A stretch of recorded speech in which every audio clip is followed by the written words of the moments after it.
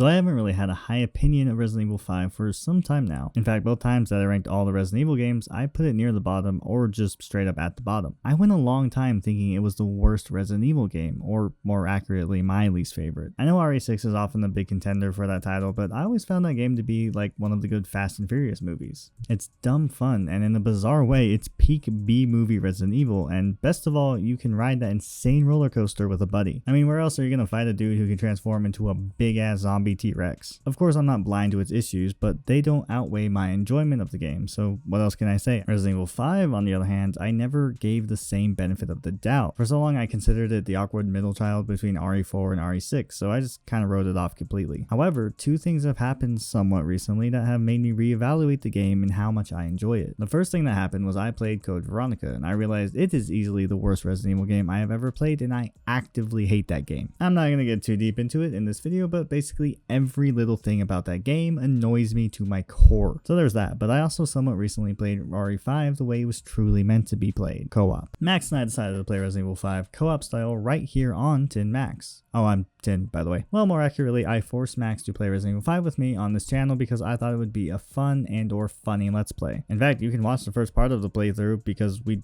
did it. We played through the whole game, recorded the whole thing, and then the first episode bombed, so we scrapped the rest of the series because it just didn't seem worth it. Everything we do on this channel we do for fun and because we love video games, but even still, I just don't have the free time to edit a bunch of videos no one's gonna watch. That did leave me with an entire co-op's playthrough worth of footage, and it just seemed like such a waste to delete it. To be completely real, that is partly what inspired me to make this video. Helps make that time spent recording it feel less like a waste of time. The other reason I wanted to make this video, and this is more so the main motivation, is because I want to apologize to Resident Evil 5. I was wrong about you. Well, mostly wrong, but still. Since I had written off Resident Evil 5 for so long, I was pretty firm in my belief that the game was simply no good. That I just didn't enjoy it, and in a way that is still true. I still don't really enjoy playing the game solo. Recently-ish, I talked about Dead Space 3 and how that game tried to have its cake and eat it too in terms of its co-op. It wanted to work both as a co-op horror experience and a solo horror experience, and in the end doesn't really do either all that successfully. The co-op character, Carver, ends up feeling like an afterthought, and any importance he has in the story, if any, feels obligatory. Mechanically, there's also not a ton to get out of the game via co-op that you can't just get from playing the game by yourself. You can hand each other items, I guess, and there's the use of hallucinations that only the second player can see that are painfully underutilized due to being used in exclusive co-op missions, but beyond that, it's just the same. Dead Space 3 is a co-op game that doesn't really commit to the co-opness. Comparatively, Resident Evil 5 does. RE5 is a co-op game from the ground up, and it was built with that intent in mind, meaning that the best way to experience the game is with a friend. I'm a pretty big fan of Resident Evil. It's easily one of my favorite game series ever, so being able to play one of their games with a friend is an idea I find appealing. It's something the franchise has taken a couple different whacks at, and I never hated the idea of a co-op RE game, in theory. Admittedly, I do think any co-op horror game is going to struggle to actually be scary. Horror is inherently less effective when you experience it with someone else, and that is something the genre in general has to contend with. It can work, obviously, I'm not saying otherwise. Just look at games like Content Warning and Lethal Company. You can play those games with up to 3 friends, and they have plenty of scare potential, even if it's just as likely to be hilarious. Rather, what I mean is that taking the kind of terrifying experience a single player game offers and trying to throw in another person just doesn't really work, in that specific regard at least. RE5 is no different, but I don't think it really holds the game back. I used to think it did, but after playing with Max and trying to view the game within the context of the entire franchise, I've changed my mind. Resident Evil is kind of all over the place in the best way possible. It's a series that has games that are genuinely terrifying like RE7 and games that are action-packed one-liner filled blockbusters like Resident Evil 4. You also have whatever Vendetta is. God, I love this movie. This especially plays into its favor with the whole co-op thing because for better or worse, Resident Evil isn't strictly a horror series. It often falls into the action horror genre and it can do both well. Keeping this in mind with Resident Evil 5 makes it a better experience because you can go in with the right expectations. Knowing it's much more action flavored than pure horror flavored can prevent a great deal of disappointment. Plus, it helps if you've played most of the games in the series and it's also been 15 plus years since it was first released. I'm sure the lack of scariness hit a little harder back in the olden times of 2009 because there were no signs the series would ever go back to being pure horror. These days, Capcom has shown us that they can still pull off pure horror games with releases like Resident Evil 7 and Resident Evil 2 Remake. Hindsight fight sure is nifty. I'm rambling on about this because that is something I always held against this game for some reason. Looking at it now, I realize I was being a hypocrite by not holding RE5 to the same standards as RE4 and RE6, but hey, at least I grew as a person, or whatever. Okay, that tangent aside, let's actually talk about the game now. Overall, it's a pretty standard Resident Evil affair with zombies to shoot, resources to collect, puzzles to solve, and a batshit crazy story that ends with an insane boss fight in a volcano, because why the hell not? Now, Resident Evil 5's co-op succeeds where Dead Space 3's failed in one key way. The co-op character is baked directly into the story and the gameplay. This comes with its own set of ups and downs, and said ups and downs relate directly to how it works as a single player experience versus a co-op one.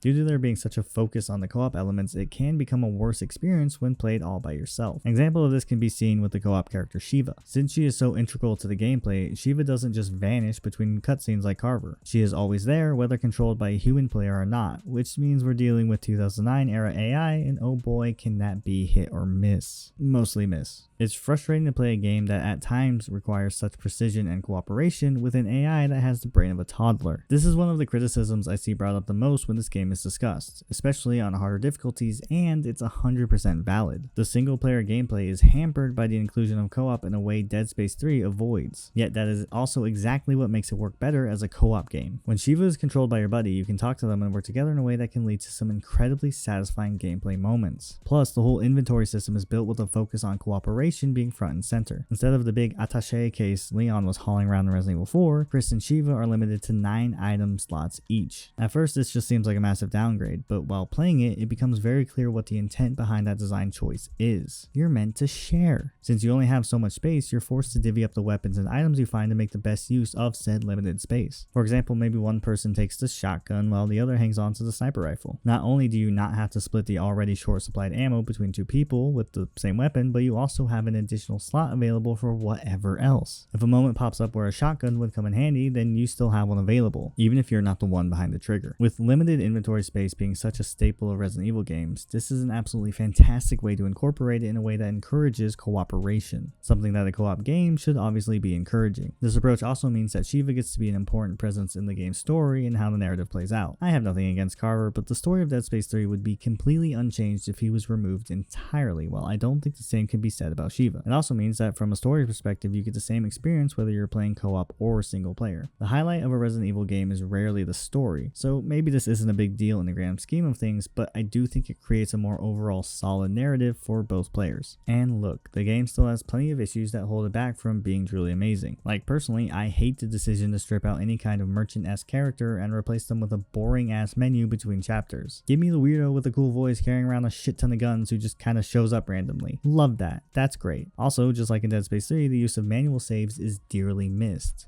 I get why you wouldn't include them, I guess, but it's whack as hell in both games. Also, can't forget the sections of the gameplay that just drag on way too long for no reason and greatly hurt the overall pacing of the game. So yeah, it's still far from perfect, but I am way more willing to overlook its flaws now because I had such a great time playing it with my best friends. Sometimes that's enough. Going into this, I didn't really think I'd mention Dead Space 3 as much as I did, but honestly, I think these two games are very apt for such a comparison. They are both the first mainline games in their respective series to introduce co-op. They are from the same era of gaming, and they both the games that turned the survival horror franchise into an action horror franchise. This video isn't meant to put down Dead Space 3. It got its own special video for that, but rather to use it as a point of reference to showcase what RE5 does well. And to Dead Space 3's credit, there are a lot of things that game does better than RE5. To sum it up, Dead Space 3 is a better single player game, while Resident Evil 5 is a better co-op game, and both are better when played with a friend. So yeah, my bad for thinking Resident Evil 5 was inherently a bad game and the worst in the series. Now I know better. Now I know that Code Veronica is inherently a bad game and the worst in the series. Words seriously cannot express how much I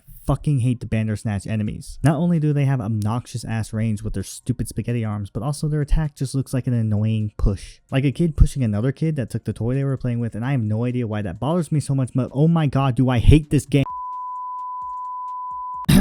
Anyway, thanks for watching this video. If you enjoyed it, then be sure to leave a like, and if you liked it enough that you want to see more like it, then there's another button down there somewhere that lets you subscribe to this channel. Let me know what you think of this game in the comments below, and you can defend Code Veronica if you want, but you won't change my mind, so it will be a waste of your time. Just warning you now. I've been Tin of Tin Maxx, and I will see you in whatever we do next.